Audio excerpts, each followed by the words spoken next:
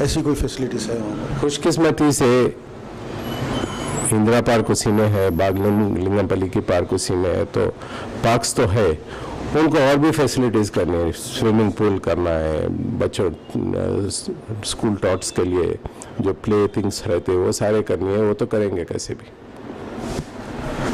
अब विनय कुमार साहब को क्यों वोट?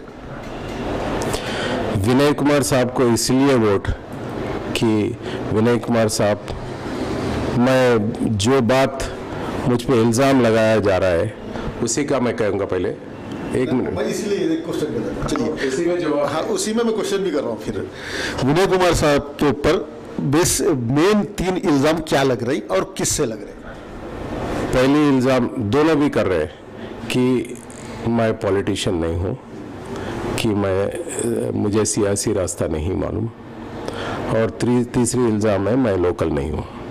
ठीक है, तो मैं तीनों में भी उनको एक जवाब देना चाहता हूँ कि मैं मानता हूँ मैं सियासी रास्ता इख्तियार किया, लेकिन फ्रेशली नया इस रास्ते में आया मैं।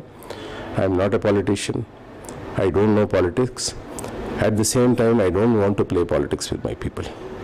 मुझे आवाम के साथ डर्टी या व्हाटएवर, मुझे मेरे आवाम के साथ सियासी खेलना नहीं है। मेरे को मुझे आवाम के खिदमत में काम करनी है, मैं इसीलिए आया और वही करूँगा।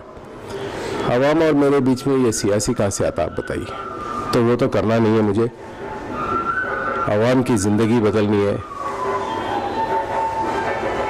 भगवान गॉड अल्लाह के सरपरस्ती से मैं शायद मेरे सर्जरी में चंद ज़िंदगियाँ बचाए, मेरे सर्जरी के ज़रिए आज मैं इस रास्ते में चंद जिंदगियां संवारना चाह रहा हूँ, चंद ज़िंदगी में बरकत लाना चाह रहा हूँ, चंद ज़िंदगियों को आगे बढ़ाना चाह रहा हूँ। ठीक है, इसमें तो मुझे पॉलिटिक्स की ज़रूरत नहीं है। अब जब आई लोकल की मसला, तो जब आप खिदमत करना चाहते हैं तो लोकल नॉन लोकल का सवाल पैदा नहीं होता। अगर पैदा भी होता तो मेरे वालिद साहब शिवशंकर साहब सिकंदराबाद के पार्लियामेंट मेंबर थे, जिस हलके में मुशीराबाद आया था।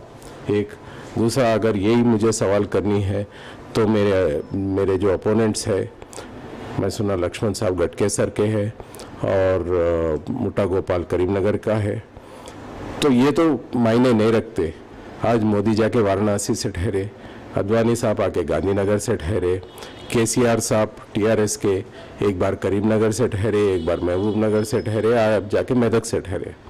तो जब आप खिदमत करना चाहते तो ये लोकल नॉन लोकल की इशू पैदा नहीं होती। आप सिर्फ किस तरीके से अपने अवाम, अपने लोगों को अपनी मदद दे सकते, सहारा दे सकते, उनकी ज़िंदगियां संवार सकते। आप पब्लिक को कितना टाइम जो है सो दे सकते हो? फुल टाइम आप पॉलिटिक्स में रहेंगे या नहीं, कुछ टाइम देंगे और बाकी का टाइम आपकी प्रोफेशनल में लगाएंगे? मैं तो 4 साल हुए मेरा पेशा छोड़कर, मैं तो ये 4 साल से इसी काम में लगा हुआ हूँ। पशमानदा आवाम, कमज़ोर तबकात के लिए फिर रहा हूँ, backward classes, BC SC ST and minorities और इकोनॉमिकली वीक के लिए फिर रहा हूँ 4 साल से।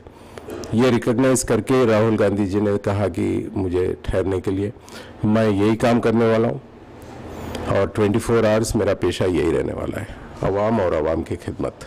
जैसा अब SC ST BCs की बात आ गई, उनके लिए क्या आपके पास रोड मैप है? वहाँ पर क्या प्रोग्राम है उनके डेवलपमेंट के लिए? SC STs माइनॉरिटीज़ और BCs की अगर प्रोग्रेशन नहीं हुई तो मैं समझता हूँ कि इसमें इन्हीं लोगों से जो लीडर्स आए उनके ऊपर ब्लेम जानी चाहिए। ये लोग इस्तेमाल किए गए, लेकिन उनको जिस रास्ते पे ले जाना था वो लेके नहीं गए। बेचारे छोटे मोटे पोस्ट ले लेके खुश हो जाते, लेकिन एज ए सोसाइटी इनकी ज़िंदगी बदलनी है।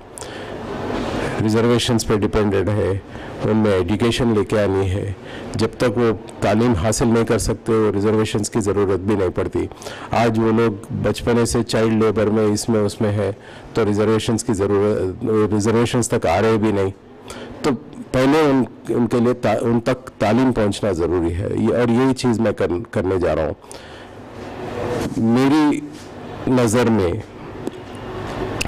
4 पैसे कमाना मायने नहीं रखता, लेकिन आप समाज के लिए किस तरीके से ठहरे। अगर आपको आने वाले नस्लें याद रखे तो सिर्फ आप समाज के लिए किस तरीके से काम करें वही आपको साथ देगा।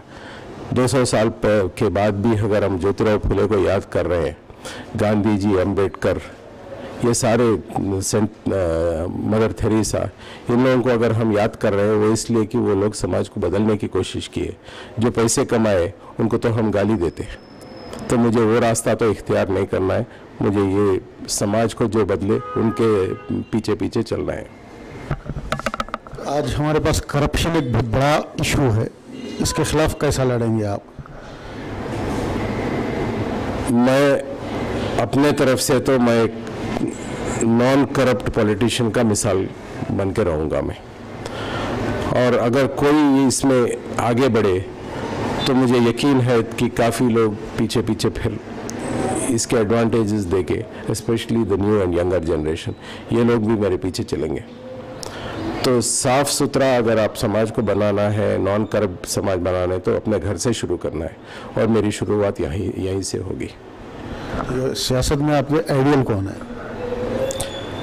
मेरे आइडियल सियासत में मेरे वालिद साहब हैं, जो एक क्लीन लाइफ रखे अपनी ज़िंदगी तमाम, जो जब पावर में ही थे तो उसको छोड़ के चले गए, और कोई दुनिया में कोई उन पर उंगली उठा के नहीं कह सकता कि इन्होंने ये गलती की। तो मेरे तो गाइडलाइन, मेरे मेंटर मेरे वालिद साहब ही है। चलिए, आपकी कॉन्स्टिट्यूंसी के आवाम को आप क्या संदेश देना चाहेंगे? मैं तो यही कहूँगा कि मैं कुछ उसूल, कुछ ख्यालात पसमानदा आवाम के लिए और कमज़ोर तबकात के लिए लेके आया। तो जब तक मैं एक मुकाम हासिल ना करूं, अब तो मैं MLA की मुकाम हासिल करने की कोशिश में हूं, जब तक मैं हासिल ना करूं मेरे ख्वाब ही रहेंगे। तो इस ख्वाब को अगर सच में तब्दीली करनी है तो आप लोगों की मदद की ज़रूरत है, आप लोगों के सहारा की ज़रूरत है। तो आप आइए, मेरे साथ रहिए, मेरे पीछे पीछे नहीं, मेरे साथ रहिए, मुझे मजबूत बनाइए, और मुझे एक मौका दीजिए कि मैं आपके साथ 5 साल रह सकूं। ये थे विनय कुमार साहब, डॉक्टर विनय कुमार साहब। हम इनके लिए बेस्ट ऑफ लक कहेंगे, और इंशाल्लाह जीत गए तो हम फिर आके आपसे मुलाकात करेंगे और इंटरव्यू करेंगे, और हम यही चाहेंगे कि आप जैसे लीडर हमारे सामने रहे, हमारे साथ रहे। Thank you very much.